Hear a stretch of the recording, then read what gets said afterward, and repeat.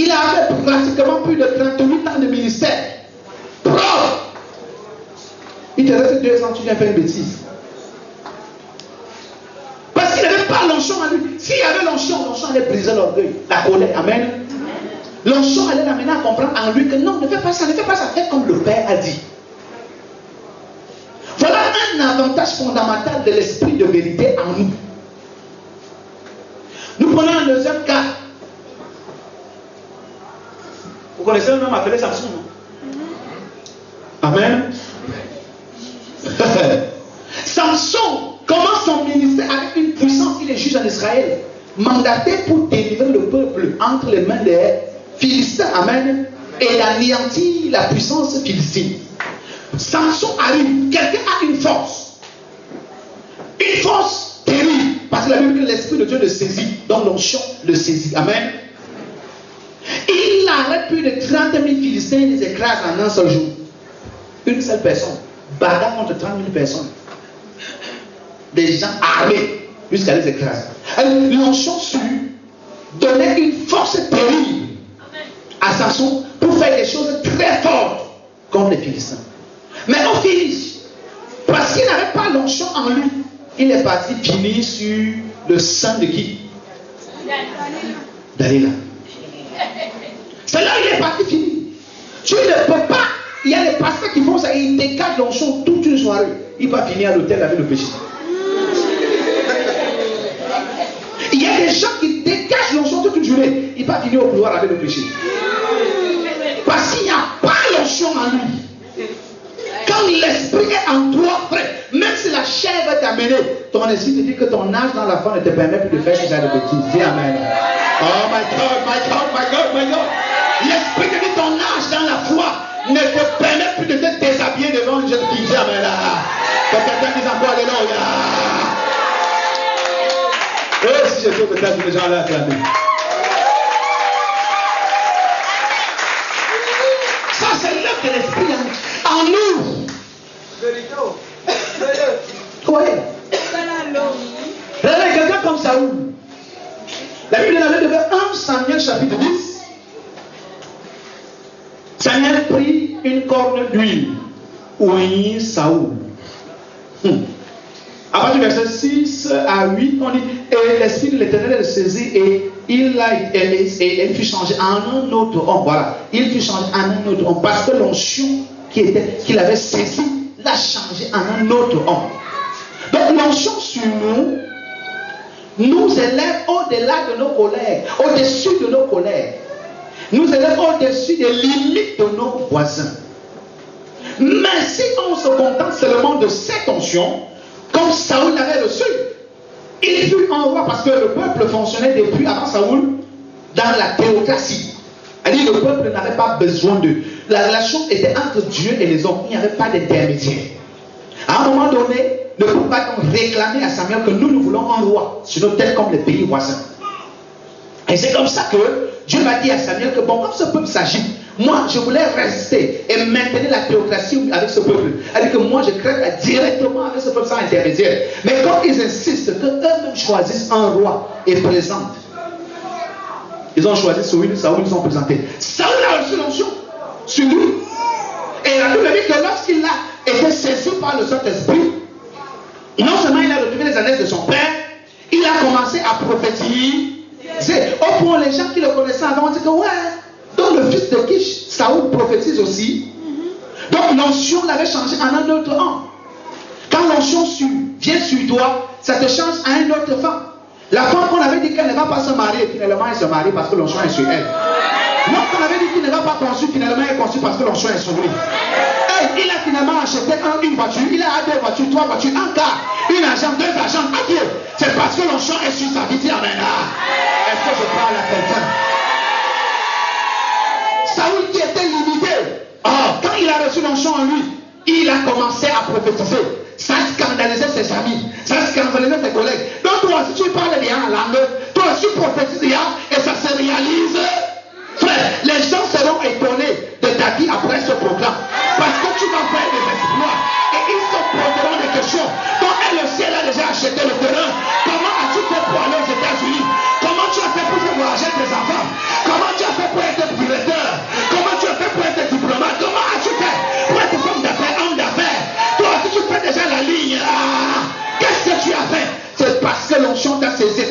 une autre personne. C'est le partage de quelqu'un qui dit amen sucré. Quand une bonne parole touche ton âme, dis un amen fatal et tu vas arracher ça devant le Seigneur.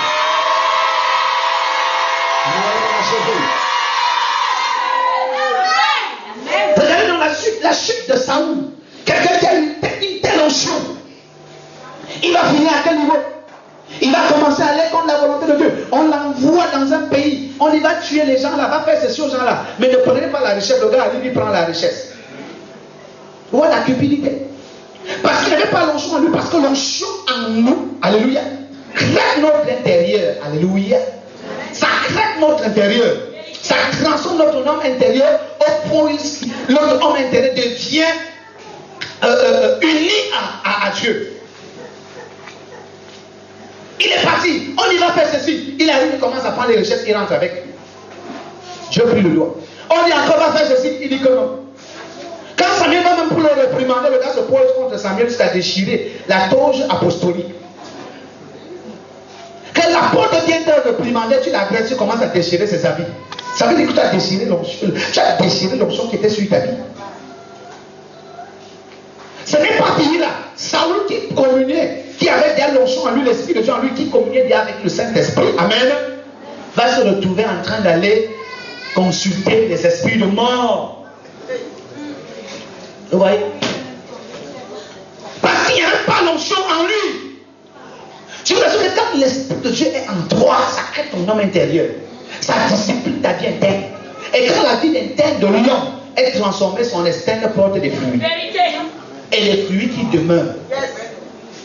Parce que si on a un homme extérieur puissant, et quand l'homme intérieur est impuissant, l'homme extérieur va porter des fruits, mais qui ne vont pas demeurer.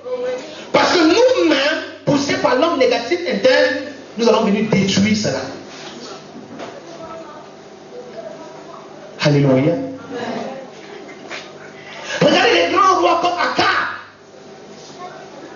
C'était un roi en Israël, une personne que Dieu a choisie et que Dieu a vraiment élevé. Mais lorsque Jézabel est entré dans sa vie, dis avec moi, Jézabel, je te vote. Parce que quand tu dis, moi je ne dis pas Jézabel, Jézabel. Parce que quand elle entre dans ta vie, quand il entre dans ta vie, c'est pour te voter. Elle dit que pour t'enlever dans la gloire et t'amener dans la bassesse.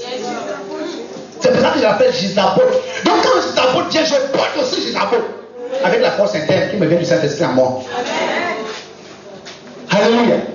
Quand Jézabel est entré dans la vie d'Akab, famille, frère, Camerounais, Camerounaise, il vient de dans le Seigneur. Madame et monsieur. Quelque chose s'est passé. Akab qui adorait Dieu a commencé à descendre petit à petit. Ses yeux regardaient le ciel. Au fur et à mesure, les bonnes paroles de Jézabel bottaient son cœur. Il a commencé à baisser le regard quand il entend une belle voix. Tu dis comment? Et tu sais, moi je t'ai fait la tchéquille ce soir. Je t'ai fait que le monde me le mien parce qu'il faut que tu te masses là. Alors c'est comme ça que les gens ont commencé à quitter le ciel. Petit à petit. Ça c'est que c'est venu. À regarder Jézabel. Alléluia. Et quand ça regardait Jézabel, Jézabel a hypnotisé Akab. Les yeux d'Akab ne sont même plus rentrés au ciel, c'est resté sur Jézabel. Ça fait que quand ses yeux sont restés sur Jézabel, ses oreilles aussi sont restées sur Jézabel. Même sa bouche est restée sur la bouche de Jézabel. Ça fait le bouche à bouche, le nez à nez. C'est la respiration de Jézabel qui donnait la vie à Akab. Et c'est pourquoi Akab n'a même plus écouté. Même quand le prophète Élie a parlé, il était déjà impacté par Jézabel. Il a commencé, quelqu'un qui adorait Dieu précisément a commencé à adorer un faux Dieu Baal. Vous voyez quelle chute? Quel gâchis? Alléluia. Et c'est très très dangereux pour l'église. Le tout n'est pas de chercher le succès. Mais le plus important, c'est d'être sûr qu'on a la capacité de garder le succès. Dis amen. Parce que si je cherche seulement le succès, sans avoir la capacité pour gagner le succès, j'aurai le succès pour un temps. Après, je vais rechuter et les gens vont se moquer de moi. Que n'est-ce pas, tu étais ceci, aujourd'hui tu es où?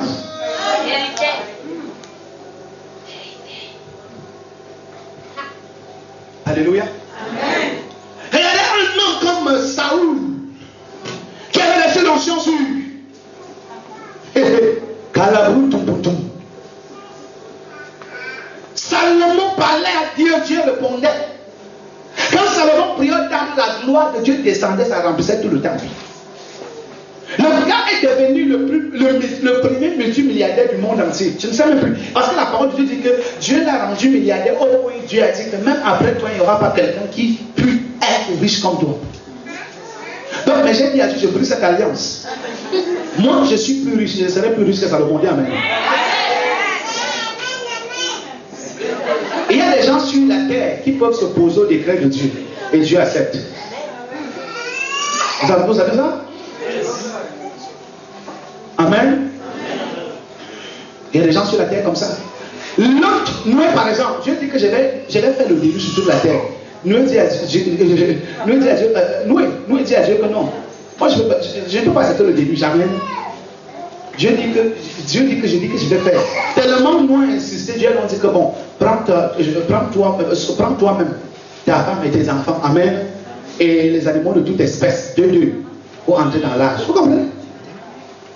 Et pourtant, le plan de Dieu c'était de noyer tout le monde. Mais lui, il a été épargné parce qu'il s'est opposé au décret de Dieu. Aïe, c'est le mot révélation. La même chose avec l'autre. Dieu voulait brûler Sodome et Gomorrhe et tout ce qui était présent. L'autre a commencé à intercéder, dire à Dieu, non, c'était Abraham, voilà. Abraham a commencé à intercéder, il dit à Dieu, non, Dieu dit que s'il y a seulement 40 qui sont justes, quand on regarde sur la terre, il y a 40 de justes, il y a peut-être 50 000 personnes, on dit que parmi les 50 personnes, il n'y a même pas 40 qui sont justes. Abraham intercède, Dieu dit que, regarde, s'il y a au moins 25 qui sont... Amen. Finalement, l'autre, à cause de l'intercession d'Abraham, l'autre a été épargné avec ses enfants, sa famille.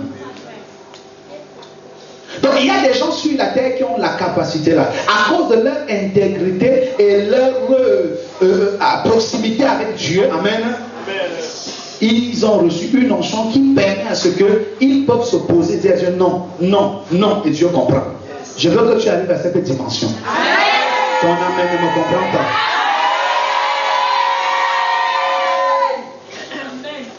Alléluia. On a le cas de Salomon. On est sur le cas de Salomon, non? Salomon va monter. Et plus il montait en sagesse, en puissance, en richesse, plus il montait en orgueil, en adultère. Plus, jusqu'à ce qu'il est devenu impoli. Et dans le contexte biblique, on nous dit que Salomon avec 700 femmes et 300 concubines. Donc ça fait 1000 femmes. S'il faut essayer de faire un rapprochement, une imagerie sur les 1000 femmes, 1000 maisons. Donc en tant qu'homme marié, tu dois pouvoir satisfaire toutes les 1000 femmes. Parce que chacun veut que tu fasses un temps chez toi. Une année à 365 jours. Donc pour faire le tour, ça va prendre pratiquement 4 ans, donc 3 ans. Amen, c'est l'onction sûre. Et toutes les femmes étaient là, ils l'aimaient. Les femmes l'aimaient. Elles étaient toujours là. Si il y avait certains qui aimaient parce qu'il était beau, d'autres qui l'aimaient à cause de l'onction, d'autres qui l'aimaient à cause de l'argent, d'autres qui l'aimaient en tant que roi, d'autres qui l'aimaient en tant qu'un homme sage. Donc chacun avait pourquoi, sa raison pourquoi il l'aimait. Mais il était obligé de faire le tour des 700 femmes et des 300 concubines. Maintenant, s'il faut aller tous les jours, amen, il va baisser, il va chuter, jusqu'à ce que même la présence de l'onction sur lui avait tellement baissé, au point où il s'est rendu, il a commencé à adorer le Dieu de ses femmes. Alléluia. Alléluia. Est-ce que nous sommes ensemble? À cause de quoi? Parce qu'il n'avait pas l'onction en lui. Vous bagarrez l'église, Seigneur, le mariage. Oui, voilà l'onction du mariage. Quand tu as l'onction sur toi, le mariage te cherche. Mais est-ce que tu as la capacité? Tu as le pouvoir de garder. Dieu ne va pas te refuser le mariage. Mais ce que Dieu veut, c'est que tu sois capable de garder le mariage. Dieu ne va pas te refuser des milliards, mais que tu sois capable de garder cette élévation en lui et étant toujours avec lui. Dieu ne te refuse pas la promotion, mais Dieu veut se rassurer parfois que est-ce que réellement cette personne peut supporter le poids de cette promotion et rester fidèle à moi. C'est pourquoi je dis à Dieu, Seigneur, peu importe le degré de la gloire et de la prospérité et de l'onction que toi tu me donnes, je resterai soumis au nom puissant de Jésus. À cause de l'œuvre de l'onction à moi. Que l'onction ne me laisse jamais désobéir à mon Père au nom de Jésus. Que l'onction en moi m'éloigne des erreurs au nom de Jésus. Oui, bien aimé dans le Seigneur.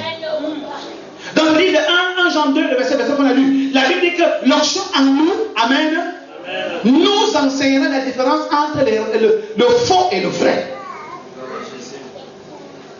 Quand on a l'onction en nous nous édifie, amen, et nous amène à voir ce qui est vrai du faux.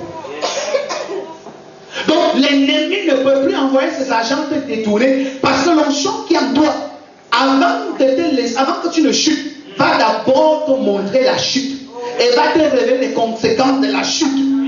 Maintenant, si tu veux, vous savez pourquoi Caïn a tué son frère Abel? Parce qu'il n'avait pas l'onction en lui. C'est simple. Puisque l'onction sur lui-même, l'esprit, en fait, l'Éternel a même parlé à Caïn et il a dit: attends un peu, voilà le péché qui se pose devant ta porte. Et ses désirs se portent vers toi. Si tu veux, tu domines. Si tu veux, tu laisses. Alors il avait déjà le message de prévention. Mais malgré qu'il a eu cette prévention, il a eu cette connaissance, il est toujours passé à l'acte. C'est pourquoi il y a des gens ici que quand il n'a pas l'onction en lui et que sa tête décide de faire le mal, il va se lever jusqu'à finir le mal. Tant qu'il n'a pas fait le mal, là, il n'arrête pas. C'est pourquoi il y a des gens ici, quand son intérieur négatif dit que tu dois bagarrer, même si toute la maison l'arrête, elle va sauter, elle va renverser tous ces gens. Vous n'avez pas constaté qu'une petite fille qui est mince renverse 3 bourreaux? C'est parce que c'est le diable qui peut faire son travail.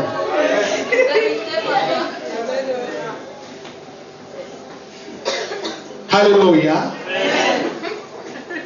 C'est pas celui qui vient faire le travail. On l'arrête. Elle dit: je dis que tu n'es pas. Laissez-moi. Dès qu'elle fait comme ça, les gens tombent. Qui est? C'est là le diable qui est en elle qui veut y faire le travail. Parce qu'il n'a pas l'onction en elle. Quand il y a l'onction en nous, amen, et que la chair nous amène à faire le négatif, à un moment donné, on veut se lancer quand l'onction dit que c'est fini. Ah, je dis que je ne veux pas. Je ne veux pas. Toi-même, tu reviens. Tu reviens en toi-même. Tu dis: qu'est-ce que je voulais même faire? Ça, c'est l'avantage de l'onction en nous. C'est pourquoi tous les champions de la Bible ont commencé bien et ont fini mal, presque. À cause du fait qu'il manquait ça. Mais dans le Nouveau Testament, frère, nous avons la grâce que l'Esprit de Dieu est venu habiter en nous. Donc l'Esprit de Dieu qui habite en nous est là pour nous enseigner. Ne fais pas ça. Si tu fais ça, voici ce qui va t'arriver. Tout enfant de Dieu rempli du Saint-Esprit est conduit par l'Esprit de Dieu. Je précise dans Luc 4, 1. C'est pour ça que la Bible dit que Jésus rempli du Saint-Esprit fut conduit par l'Esprit au désert. Ce n'était pas le diable qui l'avait conduit au désert, mais c'était l'Esprit de Dieu. Pourquoi? Parce que l'intérieur de Jésus avait reçu la plénitude, plénéro, alléluia, du Saint-Esprit. C'est que Dieu veut que toute l'église entière, chaque fils de Dieu, chaque enfant de Dieu, soit rempli de l'Esprit de Dieu. Et soit revêtu de l'Esprit de Dieu. Là, on est plein à bloc. Et on va réussir forcément. On va aller plus loin. Et on va rester dans la gloire. Qu'est-ce qui va me séparer de la gloire de Dieu? Rien que la mort. Amen.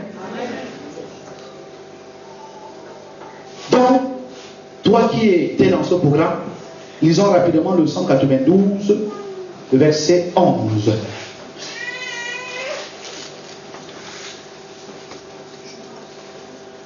Kola brakata lumbrekete. Lebrutuku subrakata. Landu lumbrekele ke limbroko shakala brakatai. Lembreke santu bendi limbrumbindi limbrakata gulumbraka dugudugudu. Psaume 92, verset 11. Oui. Mon œil se plaît à contempler mes ennemis et mon oreille à entendre mes méchants adversaires. Continue. Les justes croissent comme le palmier. Non, ça c'est le verset 11 que je veux. Le verset 11. Tu me donnes la force comme le buffle et tu m'arroses d'une huile fraîche. Alléluia. Chez moi, c'est le verset 10. Ah oui, ça c'est la version. Tu es en parole vivante. Dans lui c'est bon. Voilà, ça dépend des versions. Donc, nous voyons ici, la Bible dit que tu me donnes la force encore, hein? Comme un buffle. Et je suis arrosé par une huile fraîche. Et quand on dit arrosé, arrosé tombe où? En haut, bien sûr. Et la Bible dit que tu es arrosé par une huile fraîche.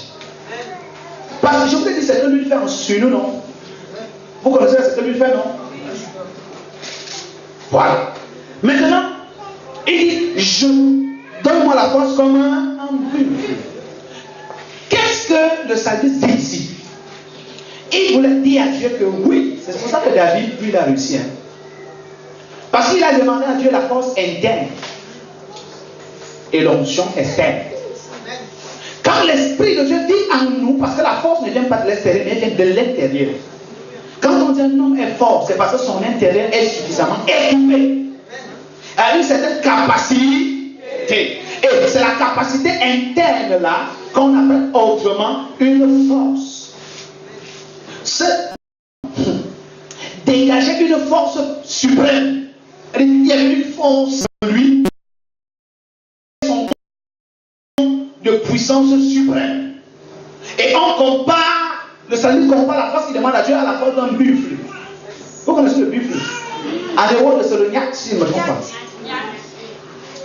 C'est un animal fort.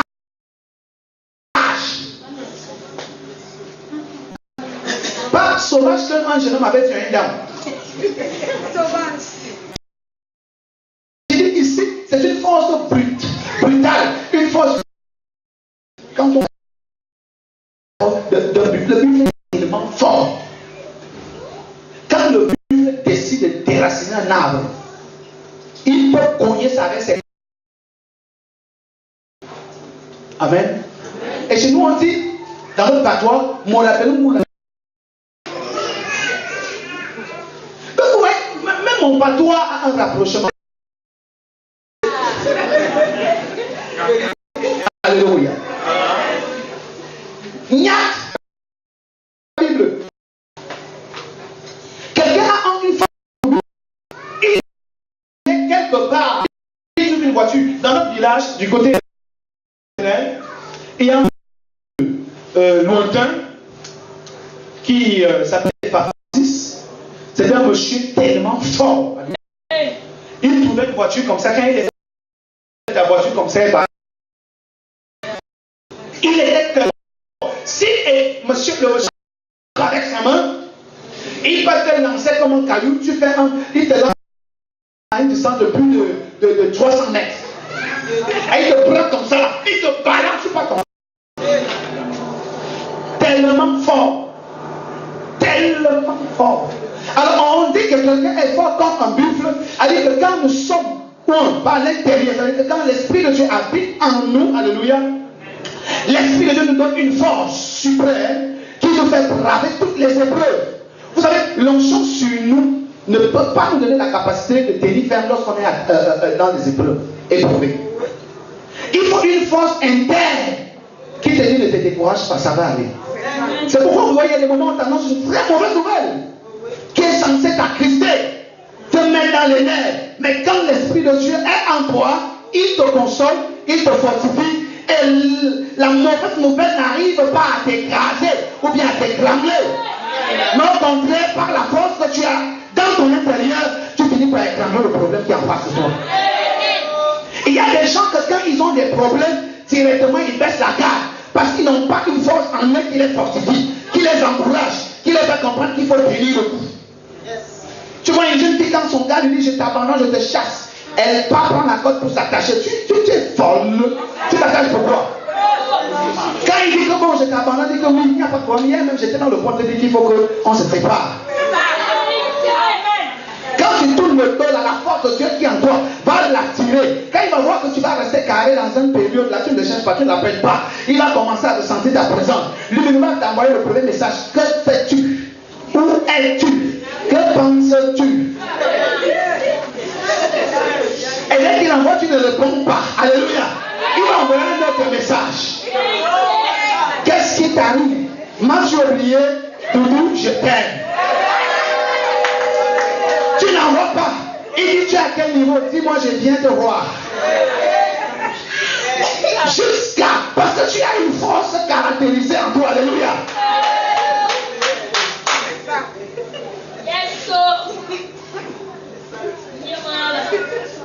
Ça, il y a des situations qui arrivent aux gens, ils commencent à pleurer avant même que Dieu ne dise un mot. Je vous assure, quand on a la force en nous, on est courageux. Aucune situation ne peut éteindre un homme fort. Quelqu'un dit que chaque problème a une solution. C'est parce que ça s'appelle problème qu'il faut la solution. C'est parce que ça s'appelle problème qu'il faut une solution. Et le mot solution a trouvé son existence depuis lors le mot problème est venu. Si le mot problème ne venait jamais dans le dictionnaire français, le mot solution n'allait jamais venir. C'est pour dire que si le mot célibat est venu, chaque fois qu'on parlera des décideurs, il y aura aussi un groupe qui doit exécuter.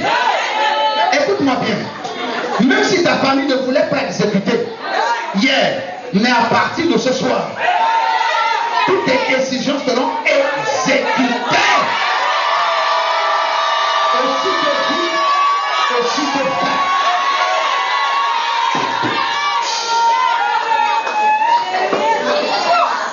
Quand Paul a décidé en prison qu'il doit sortir, oh my God, les murs, les chaînes ont exécuté. Quand je suis décidé que Lazare étant cadavre doit ressusciter, le cadavre même étant mort, a obéi à la décision, à une exécution de résurrection. C'est-à-dire que même le cadavre même est sorti du tombeau à cause de la décision du décideur. Écoutez-moi bien, Élisée avec l'onction sur lui, même le cadavre d'Élisée avait décidé la résurrection des autres cadavres. C'est-à-dire que quand on a l'onction en nous et sur nous, aïe, peu importe la position que tu occupes dans la société, toutes les fois que tu vas décider que la soirée à minuit, les gens vont exécuter. Tu seras comme Dieu. Lisons rapidement un dernier verset pour conclure. Hébreux chapitre 1, le verset 9. Pour bien assaisonner dans cette conclusion, cette pensée rhématique qui est venue booster la vie de quelqu'un ce soir. Inutile de se décourager. Je dirais, tu es interdit de te décourager. Hébreux chapitre 1, le verset 9. Hébreux 1, 9. Oui. Tu as aimé la justice. Tu as aimé la justice. Et tu as haï l'iniquité. Et tu as haï l'iniquité. Oh my God, écoute-moi bien. Jésus, on parle de qui? De Jésus. Jésus a aimé la justice et il a haï l'iniquité. Pourquoi il a aimé la justice? Parce qu'il avait une force en lui. Il avait l'esprit en lui, alléluia, qui l'amenait à vivre dans la vérité, qui le conduisait dans la vérité de Dieu. C'est pourquoi on parle de justice. Le mot justice peut être remplacé par le mot vérité. Donc il a aimé la vérité, alléluia, et il a haï l'iniquité, c'est-à-dire il a haï le péché. Donc c'est pour dire que quand on a l'esprit en nous, l'esprit de Dieu nous amène à aimer la vérité et à haïr ou alors à détester le péché. Un enfant de Dieu qui se dit enfant de Dieu, qui a encore l'amour du péché et qui fait encore le péché avec amour sans regret, c'est-à-dire que ça arrive au niveau de la dépendance, ça veut dire qu'il n'a pas encore reçu l'esprit de Dieu en lui. Quand on a l'esprit de Dieu en nous, ça veut dire que l'esprit de Dieu nous convaincra du péché. jugera nos sentiments et nos pensées. Donc l'Esprit de Dieu en toi va convaincre ton cœur que oui, tu as fait ce péché hier, aujourd'hui ne le fais plus. Alléluia. Et tu ne seras plus esclave du péché parce que la force du Saint-Esprit est en toi. L'onction est en toi. Deuxième chose qu'on dit dans ce même verset, c'est pas fini. C'est pourquoi, oh Dieu, ton Dieu t'a oint d'une huile de joie au-dessus de tes égaux. Aïe! Hey! Réponds à partir de la conclusion de ce verset est capitale. C'est pourquoi, oh Dieu, C'est pourquoi, oh Dieu, ton Dieu t'a oint d'une huile de joie au-dessus de tes égaux. ton Dieu t'a oint d'une huile de joie au-dessus de Tes égaux. Hey! Malim Brakato, c'est quel est mon avis? Une révélation tombe dans mon esprit. Et c'est pourquoi que l'Esprit de Dieu nous a conduits dans cette vision biblique. Écoute bien ce que la Bible dit. Oh, c'est pourquoi, oh Dieu. C'est pourquoi, oh Dieu. Donc ici, l'Esprit de Dieu appelle Jésus Dieu. C'est pourquoi, oh Dieu. Et pourtant, en réalité, Jésus sur la terre n'était pas encore Dieu. Si on reste dans le plan des Saintes Écritures, vous comprenez? C'est lorsqu'il devient Christ qu'il est déjà Dieu. Mais dans ce contexte ici, c'est pourquoi, oh Dieu, ton Dieu t'a oint au-dessus de tes égaux. Ton Dieu t'a oint au-dessus de tes égaux. Alors, les gens avec qui tu marchais, les gens avec qui vous avez eu un même niveau. Tu as un même niveau de ton ami, un même niveau avec ton collègue, ta camarade. C'est pourquoi vous avez le même salaire, n'est-ce pas? Mais quand l'onction arrive en toi, on te propulse dans un poste plus élevé. Là, on n'a plus le même avantage. On n'a plus le même degré de salaire, le même degré des avantages. Non, on n'est plus la même personne. Et pourtant, on a le même niveau d'études. Mais à cause d'une chose, l'onction sur nous, l'onction en nous, l'onction nous a catapultés, l'onction nous a propulsés. Frère, tu marcheras avec les gens de ta génération, mais tu seras plus élevé que les gens de ta génération. À cause de l'onction. On fait quelque chose. Tu ne seras plus au même pied d'égalité avec les gens de ton âge, avec les gens de ta génération, avec les gens de ton niveau d'études, ton niveau professionnel. Toi, tu seras catapulté parce que l'onction de Dieu est en toi, est sur toi. C'est pourquoi, oh Dieu, ton Dieu t'a oint. Quand on dit oint, ça veut dire que revêtir, frotter sur, habiller sur. Je me oint avec les milliards. Je me oint avec la richesse. Je me oint avec le bonheur. Et on dit ton Dieu t'a oint. Écoute-moi bien, frère. Donc là où tu es là ce soir, l'onction sur veut dire que Dieu t'a oint. Et quand il t'a oint avec une nuit de joie pour que tu sois au-dessus de tes égaux. Dans ta famille, tout le monde ne peut pas avoir le même niveau. Vous comprenez? Les doigts de la main n'ont pas le même niveau. Il y a les doigts très courts, il y a les moyennement courts, il y a les longs, un peu longs et plus longs. Et moi je suis de la catégorie des plus longs. Tu es de la catégorie des plus longs. Parce que Dieu t'a oint. Parce que Dieu nous a oint. Ce soir tu es oint dans le nom de Jésus. Donc ici, on voit le langage des deux dimensions. La dimension interne et externe. Interne amène Jésus à aimer la vérité et à s'éloigner du péché. Ça c'est la dimension interne, non? La dimension externe, amen, l'élève au-dessus des gens de sa génération. Si tout le monde dans cette nation et dans le monde entier est au même pied d'égalité avec toi, ça veut dire qu'il y a un problème. Moi, je te dis, tu dois refuser que tu sois au même pied d'égalité avec tout le monde. Non, nous sommes tous enfants de Dieu, mais il faut qu'il y ait une différence. Dans la Bible, il y avait les prophètes, mais il y avait une différence. Il y avait plusieurs prophètes. Il y avait les prophètes qui prophétisaient en bas de la table. Il y avait d'autres pour prophétiser se plaçaient sur la table. Il y avait les prophètes secrets, il y avait les prophètes publics. Tu es de quelle catégorie de prophètes? Prophètes publics. Alléluia. Donc, même les disciples apostoliques, donc les disciples de l'agneau, tous, ils étaient tous disciples de Jésus, non? Tous ont marché avec Jésus. Attends, Pierre a marché avec Jésus. Jean a marché avec Jésus, non? Matthieu a marché avec Jésus, non? Hein? Jacques a marché avec Jésus, non? Mais quand on lit la Bible, Thomas a marché avec Jésus, non? Mais est-ce que tous avaient la même dimension? Parmi tous les disciples de Jésus, a marché sur les eaux? C'est bien, non? Dites-moi dimension. Mais tous étaient sur la barque, non? Mais qui est sorti de la barque? Pourquoi les gens ne sont pas sortis? Pose la question à ton voisin, pourquoi les gens ne sont pas sortis? Enfin, il y a des gens qui veulent rester à un niveau, qui se contentent à rester à un niveau. Mais il y a d'autres qui ne se suffisent, qui ne se sentent pas pleins, qui veulent toujours aller au-delà. Pendant que toi tu fais 2 pas, lui peut faire 12 pas.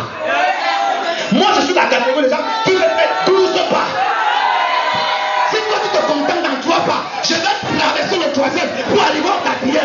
Si tu veux tirer le 3e, c'est ton problème. Moi je vais continuer au 5e, au 6e, au 7e, au 8e, au 9e, au 10e, au 11e, au 12e pas. Elle ne va pas me laisser, je vais continuer à faire là. C'est ça que je te donne ce soir. La parole de l'onction en nous et sur nous.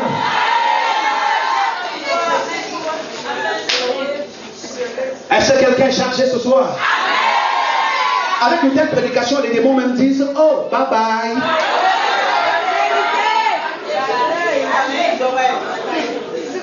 Alors, ce soir, on ne va pas tout donner. Vous savez, la Bible dit qu'on donnait en partie.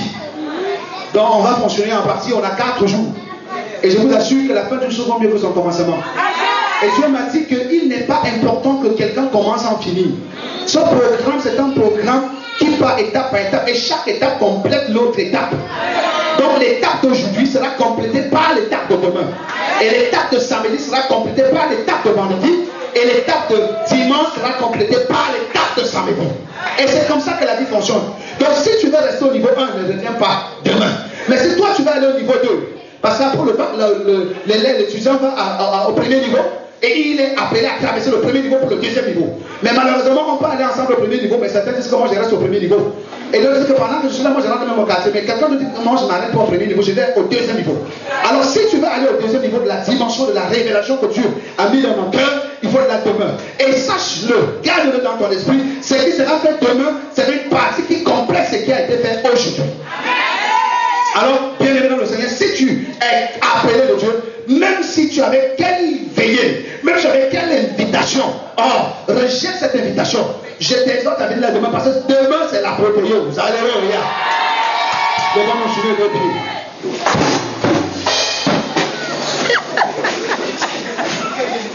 Gloire à Jésus. On ne va pas prendre assez de temps parce que le Seigneur m'a dit que le premier jour on va faire une prière. Mais le 2e jour, on va faire une autre prière parce que il ne faut pas que je commence à faire certaines choses avant qu'on ne finisse le programme.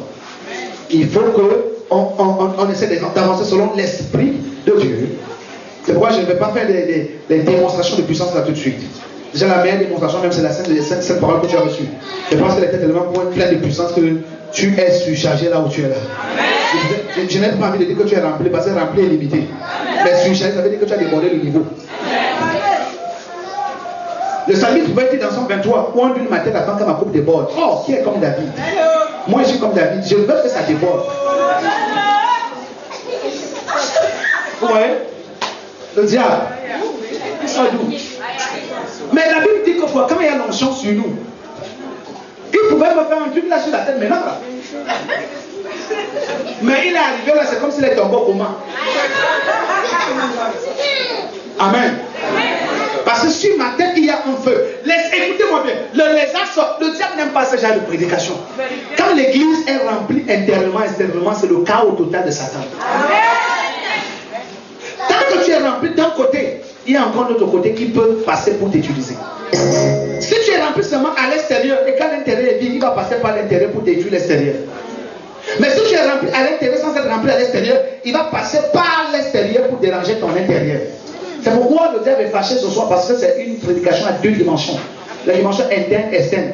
C'est-à-dire que dans ton intérieur, il est aboli, dans ton extérieur, il est torturé, écrasé. Il n'y a pas la joie dans le monde du diable. Actuellement, il y a un désordre qui est en train de s'aimer. Le diable est troublé, traumatisé. D'où vient le lézard? Pourquoi ce n'est pas tombé sur ta tête? Pourquoi ce n'est pas tombé sur la chaise? Pourquoi ce n'est pas tombé sur le pupitre? Pourquoi ce n'est pas tombé au sol? Pourquoi ce n'est pas tombé sur le